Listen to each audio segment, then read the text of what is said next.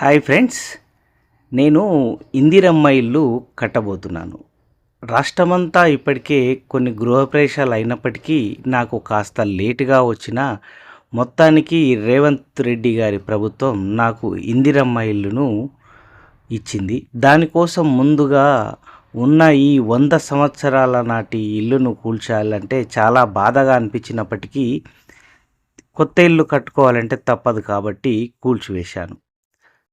ఈ ఇంటిని కూల్చివేయడానికి నాకు 31,000 ఖర్చయింది.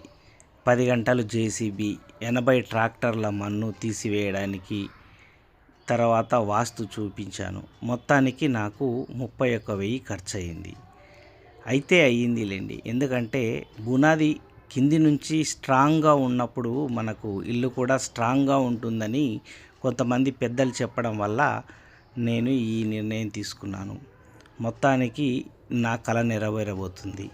ప్లీజ్ మీరందరూ కూడా సబ్స్క్రైబ్ చేయండి. నేను ఇందిరమ్మ ఇల్లు వాటి యొక్క రూల్స్ అండ్ రెగ్యులేషన్స్ మీద చాలా వరకు తెలుసుకున్నాను. మీకు అర్థమయ్యే విధంగా వీడియోలు పెడుతూ ఉంటాను.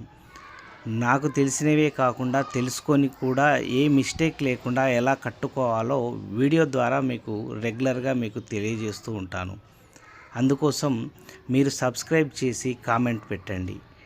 ఫైనల్గా ఇలా ఉంది. 18x30 ఫీట్స్లో ఈ ఇల్లు 592 చదరపు గజాల్లో కట్టిస్తున్నాను. Please subscribe.